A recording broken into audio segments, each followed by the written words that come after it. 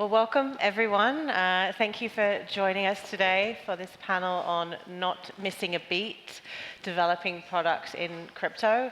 I'll use this opportunity to remind everyone also to not miss the boat and to join us this evening for the boat party sponsored by YouHodler. I think sometimes when you talk about building in crypto, people use the analogy of building, it's like building the plane whilst you're flying it, but I think it's almost even worse than that. It's kind of like building the rocket whilst it's being launched into space with one of the engines on fire. But today we are joined by some great speakers who are building across the industry. And so what we'll kick off with is have them talk about who they are, what firm they're representing, and then also what is the one thing that they are working on, whether it be a product feature that they are most excited about. So Ilya, should we kick it off with you? Yeah, sure. So hello again, guys. So my name is Ilya Volkov. I'm CEO of YouHodler, fintech company which is combining both crypto and fiat, and I'm also on the board of Crypto Valley Association. So yeah, shall we start with just a quick round of introduction and then we'll dive deeper? You can do that, that's fine. Yeah, of course, go ahead. So pass it on, we'll pass on to Anna. You want to do? In which case, hi, hello. My name is Anna, lovely to meet you. Glad that everybody's here and listening to us. So I represent a company called Tangem. We are a crypto cold wallet company. We are self-custody, and we are as slim as a bank card and as secure as a bank vault. So I'm the marketing person, obviously. So I take care of marketing communications at Tangem, and it is my pleasure to welcome a lot of decentralized options in terms of for self-custody, for people to really onboard themselves into crypto for the first time, really. We are a simplicity-forward company. That's something that we strive towards. And I think for a lot of people, it's a choice between security and simplicity. And for us, we've managed to put those two together. In terms of, for me, I come from a DeFi background, so I've been in the industry since 2018. Seen a lot of cycles, a lot of products go up and down, and yeah, glad to be here. Yeah, my name is Max. I'm from Ripple. I used to be historically at Metaco, which was acquired by Ripple a year ago, so this became Ripple Custody. So I mostly work with big banks. So I know we're probably going to talk about it today a little bit, but that's what I'm mostly excited about, what these big banks are doing. I never thought I'm going to say this on stage, to be honest, because I'm in Bitcoin for, I don't know, like years now, and I always thought yeah, that the banks are going to diminish in their role in playing that, but they definitely are not going to have a lesser role to play in the future, as I experienced over the last 2.5 years. Cool. So Kasper Luyckx, nice to meet you all. I actually started in digital assets back in 2018. And my first career in digital assets was actually in a bank. So I started at UBS, where I did a lot of work on tokenization. And I saw how difficult it was to innovate from within the bank. And I wanted to hop onto a speedboat, and that turned out to be crypto finance. So I joined crypto finance roughly 2 years ago. As the head of product, and still there. We are actually a crypto native company funded in Zurich, but we're now part of Europe's largest financial market infrastructure provider, Deutsche Börse, which makes quite an interesting combination because we actually brought crypto into Deutsche Börse, but we still have that very crypto native mindset. We work with a lot of protocols still, and we develop on top of the protocols. So yeah, it's quite a unique combination, and so far I really enjoy it. And Kasper, crypto finance are working on a lot at the moment, and you're leading the charge with a lot of that. What is the one thing, the product feature or development work that you're involved in at the moment that you're most excited about for this year? Yeah, so at Crypto Finance, we're one of the, I think we're maybe even the only one or one of the very few regulated providers who have built our own custody infrastructure, which we still maintain in-house, and so we integrate directly onto the protocols. And kind of our key selling point is that we really put security at the center of everything we do. And last year we spent a lot of time extending that security also towards our staking offering. And FINMA came out with the latest staking rules, and we wanted to make sure that our offering was compliant with the latest FINMA requirements, and we spent quite a lot of time doing that, making sure that we can also have the same level of integrity and security for staking. And now we're kind of working to also bring that into the German market. MiCA is here, but staking is not regulated under MiCA, so we're trying to extend the practices we got from Switzerland also into the European market. That's something I'm very excited about, and staking is really picking up. Also, we're still working with a lot of foundations, like we've been working with the Cardano Foundation for quite some time, but we're seeing some new ecosystems emerge as well, like there's a lot going on Solana. We already offered like custody and staking for Solana, but we're also looking to add more features on Solana, so that's something we probably will announce somewhere after the summer. Great, and we are very much looking forward to continuing to work with you on the staking piece for sure. Definitely. Max, what about you? What is the most exciting thing that Ripple/Metaco are working on at the moment? What thing is on the roadmap for this year that you're excited about? So it's multidimensional, I would say. Speaking about my area, working out with the banks, with the big banks, so among them is DZ Bank or Deca Bank or Société Générale Forge. We luckily now deployed most of the custody tech solutions, so that takes some time. And once you're there, the journey is really starting. And on that journey, I'm particularly excited around. I mean, like it's a buzzword, tokenization, but to get onto the journey of tokenization and do it end to end, like that's what we're really looking at. And end to end means there's the pre-booking or pre-issuance, the primary or the tokenization itself, then the primary selling and the secondary market afterwards, and bringing liquidity to that. So I'm not particularly excited about one thing in it. I'm excited that like the ecosystem is starting, and we're really seeing this at the very, let's say, genesis, to use that word, and we're seeing that the banks are getting onto it. I'm also interested in various other innovations, actually, Ripple is bringing to the market together with partners. Among them is, for example, our partnership with Excelar, or things that are coming out of our grants program, which are mostly to do with interoperability and driving, obviously, volume also to XRP Ledger in itself. And seeing the things coming together, finally, in a more simplistic form is actually what I'm really loving to see right now. Great. Anna, Ilya, anything that you want to add that you're particularly excited about at the moment? You can start.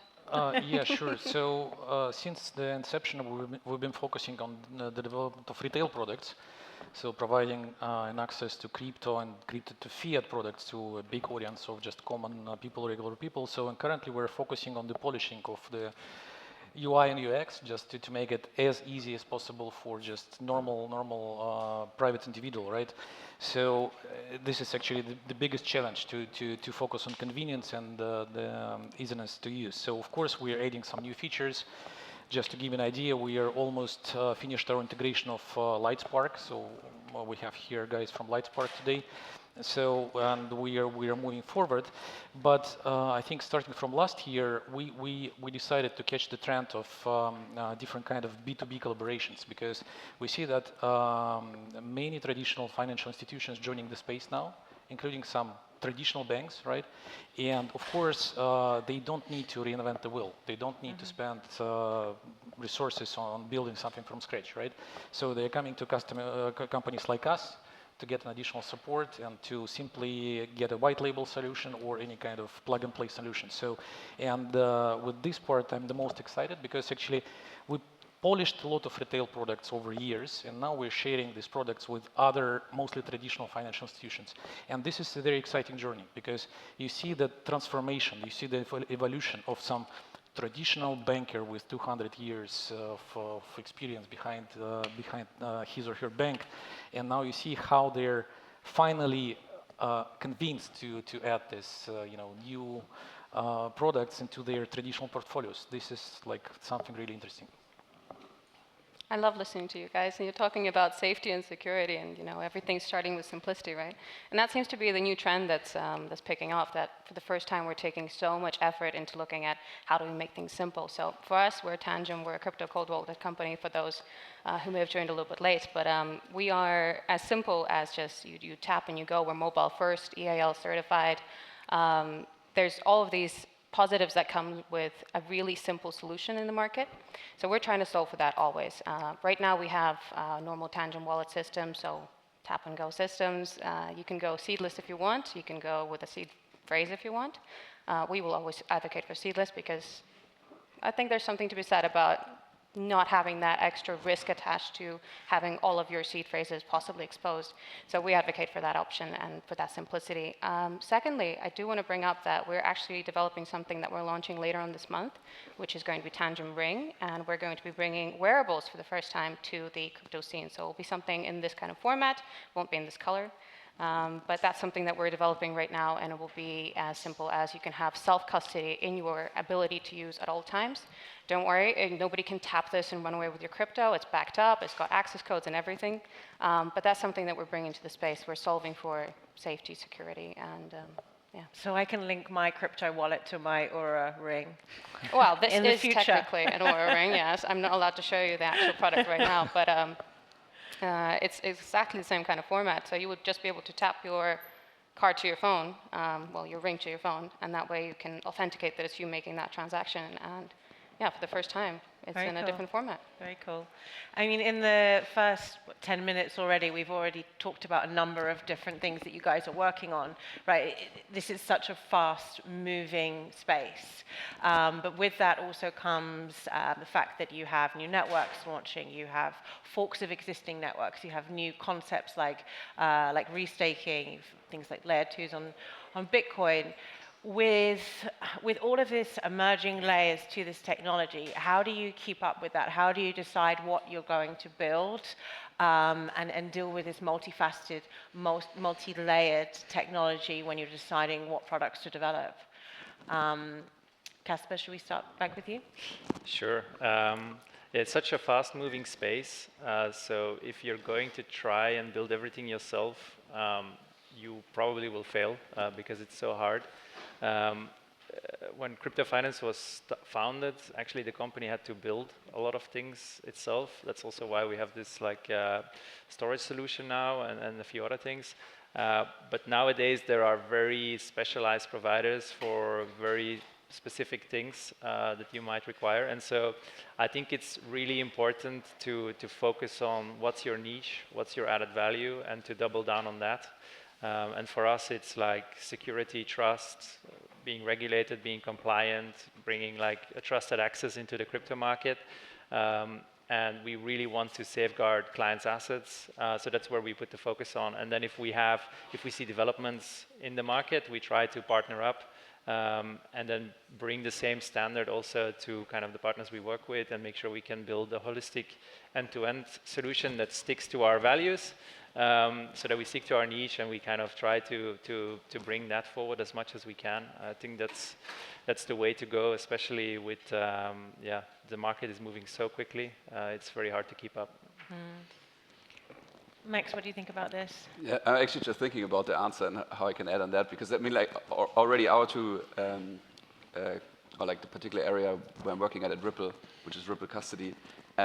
We have focused always at Medico, which was Ripple Custody before, we've always focused on being just a technology provider because we don't have to deal with all this license and compliance situation then. And obviously that already is bringing more focus to something. But I could imagine that, I mean, like you guys have to pick, like everybody has to pick a focus to be good at something, because we heard like all of us are thinking about security. I mean, like definitely when we built this tech, we always thought about security. For us, the nightmare was if somebody is going to lose their asset. So it's really like if somebody is going to lose the key, is it worse that somebody loses the key and can never have access to it again? Or is it worse that somebody steals the key? Because then I could still get the assets back, right?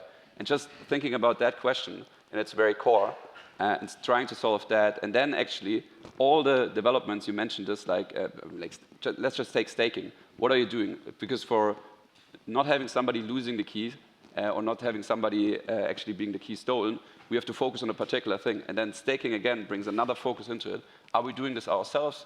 Are we connecting a partner? So it's always this question, do you build it yourself? Do you partner up? Do you buy another company? And then how do you bring it all together, right? And I mean, like in that space, it's just creating such a headache. So what we actually did, we went a little bit more into the simple forms and tried to do and actually deploy the simple thing together with the big banks. I mean, like you mentioned it before. I mean, I don't know how long it took us to sometimes close a bank in itself and then even roll out the custody product. So if we are like doing this for the next 5 years, the same thing at the same speed, because we want to do everything at the same time, we're not going to get anywhere. So we actually really went back into doing really the simple stuff, and then doing that really well, and then from there developing into other, let's say, all these innovations that are coming on the ledges. From my side, I can add that it was as simple as we just asked the community what they wanted. I think we overcomplicate a lot of things nowadays, and we definitely prefer to take the approach of the community knows best, and we co-create the product together. So it's very easy for us to have that connection with them and open that communication. And me as a marketing person, I think it's on marketers generally to open up that communication, so it's very horizontal, so you have the ability to co-create the products together with the end user in mind, but with their voice as well. So it's a relatively easy answer. You make the product for the end user, but you also co-create it together. You can't just come to market and expect them to just take it without a second thought. They have to co-create the product together, and I think that's the narrative that's going forward. And we started it with a very politically minded ethos that it was open and it was for everybody. So why don't we give people the opportunity to create that together with us? Yeah. Yeah, I agree. Actually, we have created a lot of features over the last, let's say, 5 years, and we really overcomplicated a lot of features. So now it's time to sit and simplify it and pack it. If you'd like to get another billion of users to the market, we need to make everything very easy to use, right? And we are focusing on it right now. So as you said, there are a lot of moving parts. Crypto never sleeps. Every day something new is coming, like new protocols, new features, whatever. So as Anna said, we are always in touch with our customers. So actually we invest a lot in our customer service. It works 24/7, 365 days a year.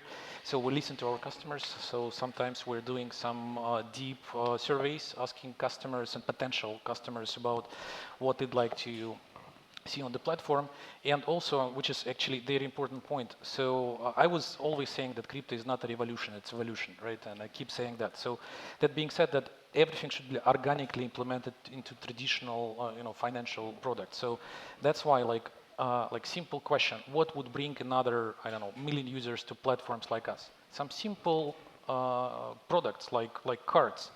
Like normal banking IBANs, which are smoothly integrated to crypto conversion service. So, and this is our focus. Actually, we listen to our customers and we focus on products from traditional world that can help us to bring another millions or billions of users.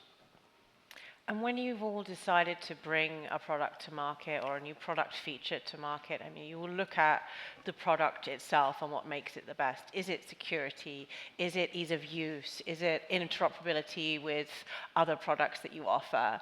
Then likely you'll look at partnerships. Are you partnering with any firms? And are they the best firms to partner with to offer this to market? And then you will look at the price. What is the price that users, partners, firms are willing to pay for this product?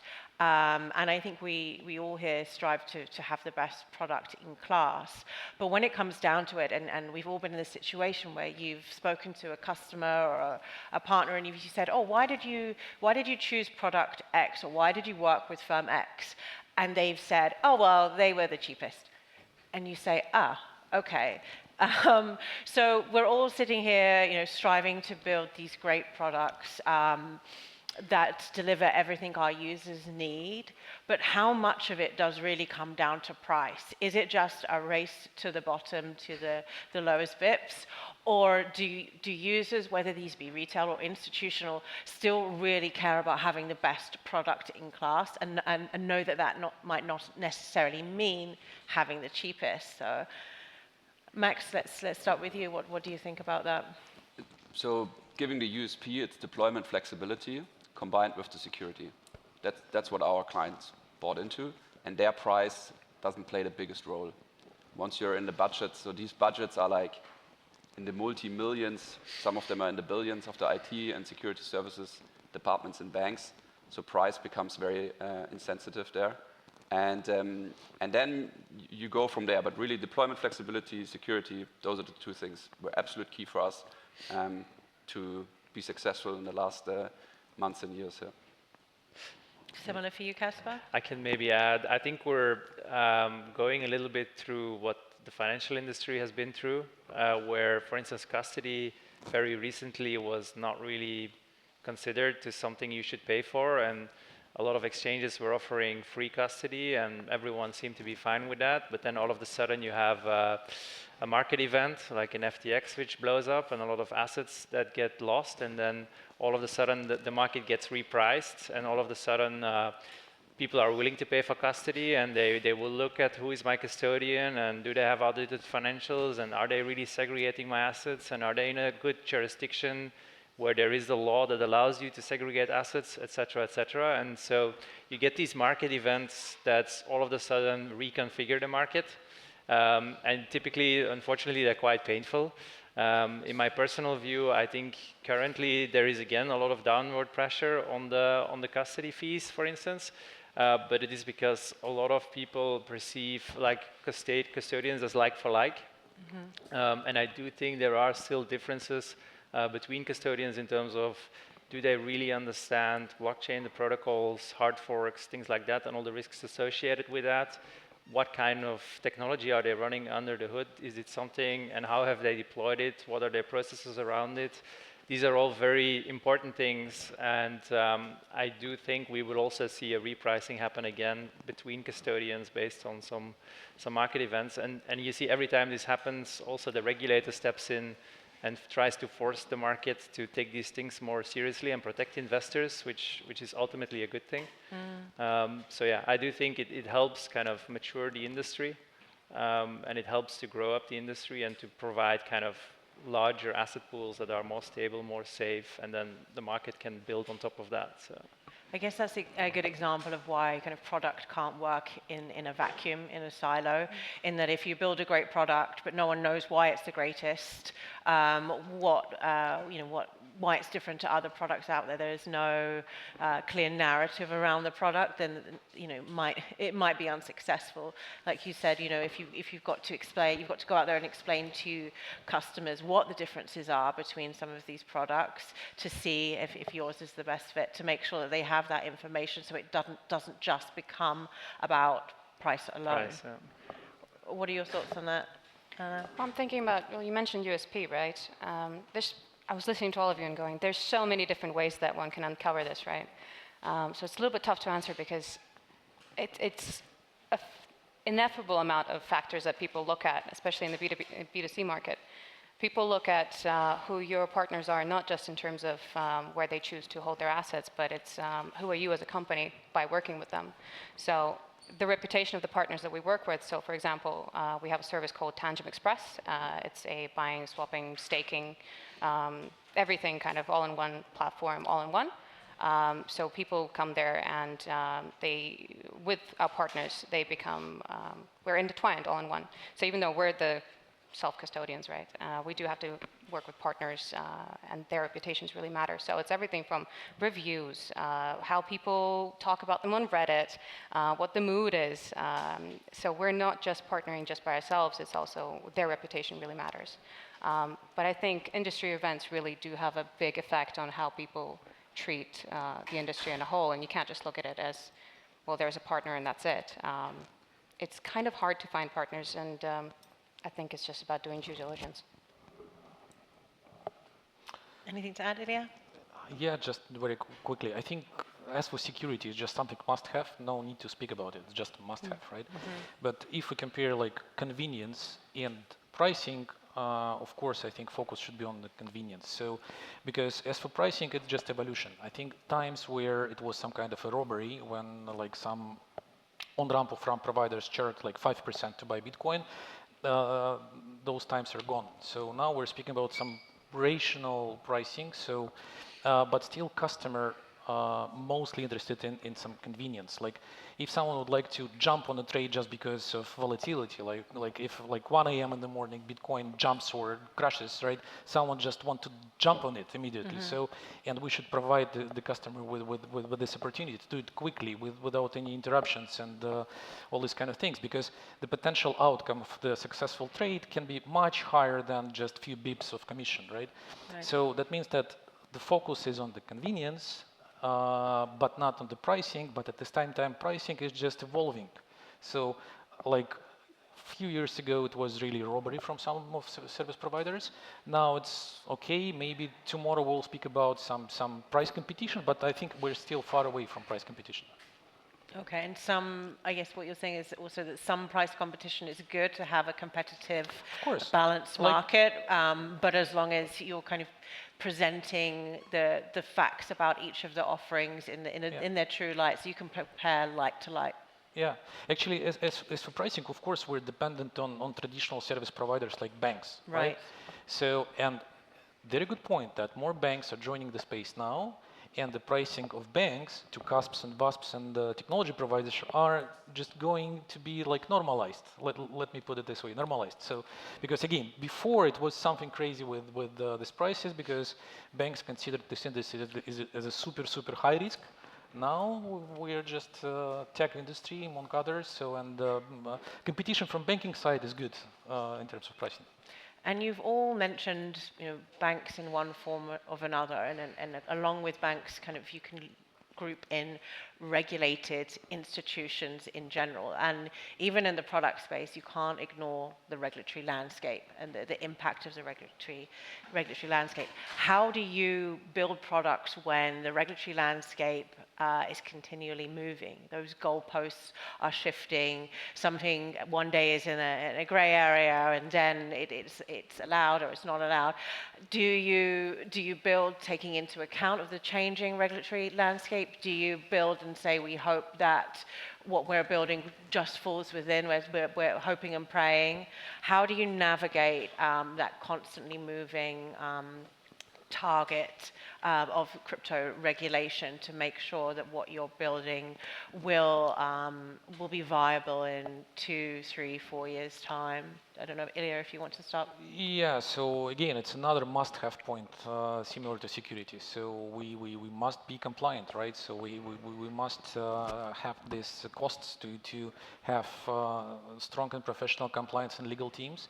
And as you can see here, I don't know, maybe like 15% of the audience are lawyers here, right, in the conference, because it's one of the most important topics to be compliant with the local and global regulations. But speaking about our product development, so of course we have to always pre-reserve some time on our roadmaps to work on some legal related tasks. To give you an idea, like end of this month, MiCA regulations for stablecoin is coming. So we have to adjust our platform and migrate from like unregulated stablecoins to regulated stablecoins. And our, I would even say, mission here to do it in a way that our typical customer will not see it. Of course, maybe it will be some short, not interruption, but short inconvenience that the customer will need to migrate from one stablecoin to another. But our role is to do it in the most easy, in the most convenient way, right? And again, we have to pre-reserve some time in our development team to do it. So. The good news about MiCA is that we knew it, right? So we've been speaking about MiCA for the last not couple of years, but a year. Seems like at least 10, but it's probably not that long. So, and we know that we have another half a year dedicated to other parts of MiCA. So, yeah, but again, it's another must-have. Anna? Regulation is something that goes hand in hand always, and I don't believe in a world where it's completely just give them the reins, let them burn, as somebody said, right? I do think that regulation plays an important part, but it's also, well, we are a product that is very hard to regulate, right? We have been very blessed to not have regulatory pressure in terms of, well, we are a cold wallet company. There's not really much you can do. It's akin to placing a gate around a park, but having no fence around the park. You can't ban it. If you were to ban self-custody, it would pop up immediately that we would regress back to ages in which we had flash drives and hard drives. And that was the only way that you could store your crypto assets safely. And if you were to ban it, it would always be going against the grain, so to speak, because as humans, we're always wanting to feel it, touch it, it's mine. So from my perspective, it's something that we've been very blessed not to worry about in the grander scheme, right? But it is something we're keeping a big eye on, and we do have to partner with other partners. So something that we're doing is we're working with Visa. We're bringing out a cold crypto wallet, but you could also pay with it in stores. So with that partnership together, we're able to not only onboard their audience and our audience into a co-mutual partnership. It opens self-custody, but in a way that is open to well, you can just pay for it in a store. You can buy your coffee with a cold crypto wallet, and that's something that could only be possible if we work together with somebody who's got skin in the game. It's such an amazing feature, right? Yep. Max? Yeah, I'm going to keep it short here. I mean, like we started with working some of the most regulated entities around the globe, and they just taught us what they're expecting from our product. Otherwise, it's not fit for purpose. We would have never been able to go through any DD afterwards of all these banks. And at the end, we just had to be on the lookout. We had to anticipate regulation. So we built an agnostic product to all sorts of compliance partners, let it be for KYT, travel rule, et cetera, and then we just needed to have a technology that is adaptable to all of their needs, and that now really gives us a head start, because anything because our regulation is not one particular, it's not MiCA, it's not this or that jurisdiction, it's everywhere around the globe. We have to look out for everything, and the technology itself just needs to be agnostic to these other partners doing the actual compliance job then. Yeah, shall I chime in as well? I think that the regulator is always trying to catch up, and it's natural for them to be behind kind of what's going on the frontier of innovation. And I myself, I like to innovate. So I think there's a couple things that I think make a lot of sense. First of all, you always start from first principles. You look what already exists, and you kind of apply that also if you do something new. So yes, you should segregate assets and not commingle them.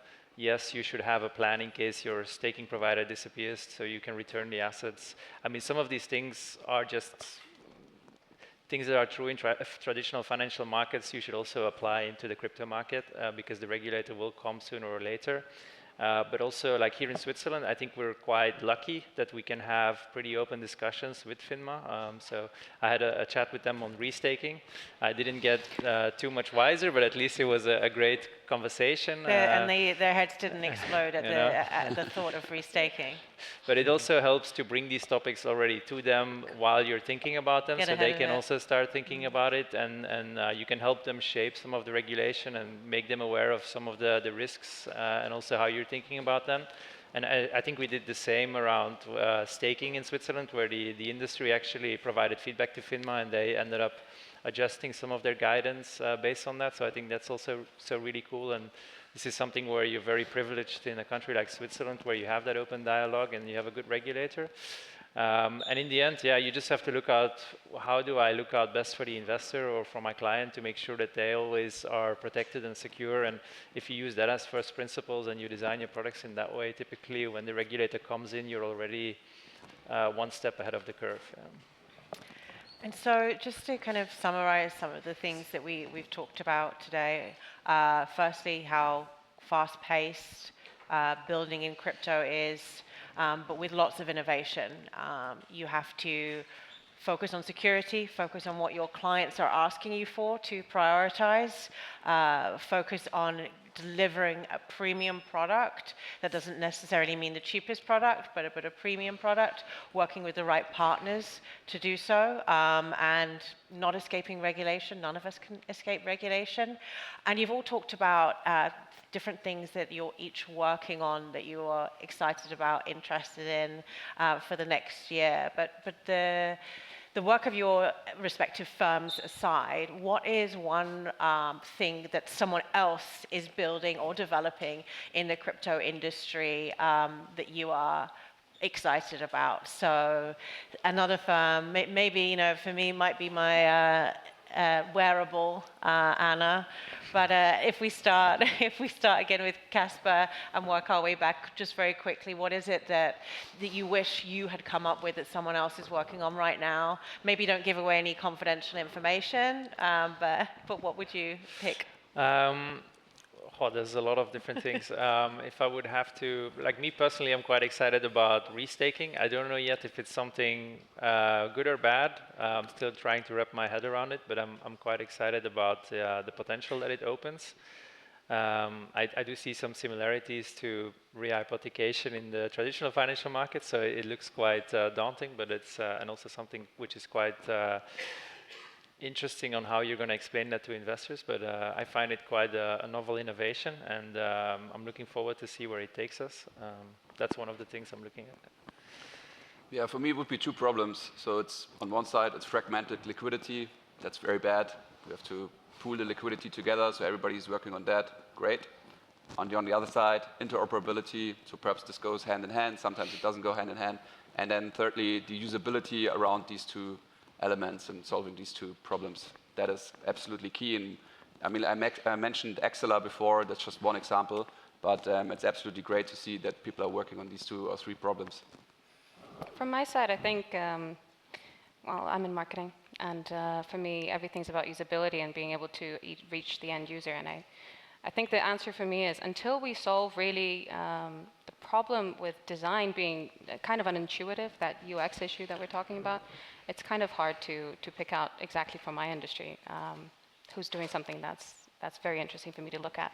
So I would prefer to kind of delegate this answer and just say we really need to solve the interoperability issue and the UX issues that we do currently have. But from my side, I think that's about it.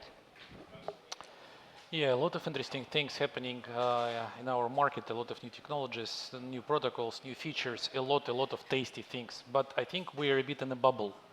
So we should look, at the bigger picture. Are you predicting the top? You're saying that I can give you like an illustration to how we can look bigger. Last summer, I was sitting in my garden during a night drinking wine with my wife. And I was shocked because I noticed that there is a train, literal train, like SBB train, running through the sky. I thought that maybe it was too much wine or something like that. But in reality, I discovered that it was a Starlink launch. So when they're launching their satellites, firstly, they look like a train. Right. And then they're spreading, right? So we should use projects like Starlink as a benchmark to us. Because it started with a very good idea to make internet accessible anywhere to anyone, right? And it succeeded. So we should be on a mission to make crypto accessible by anyone and anywhere. Of course, with all regulatory nuances, of course. But I think we should learn from other industries, including, again, aerospace and Starlink, because we have such a beautiful technology that can bring a lot of values to financial market and not only, right?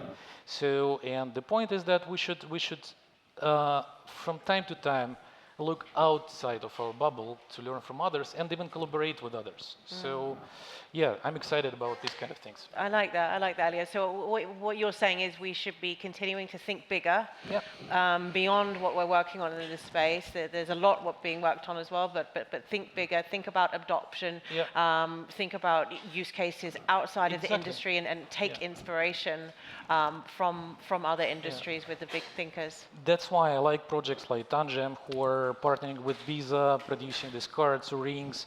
I like the idea of Lightning because it's making everything like fast and convenient. Ripple technology with this XRP ledger, I think it will bring a lot of new and convenient things to our users. So yeah, it's a lot of interesting things happening. But that at the end we're not trading with each other all the time. We're going outside of the whole thing. That's, I think, is the main idea, right?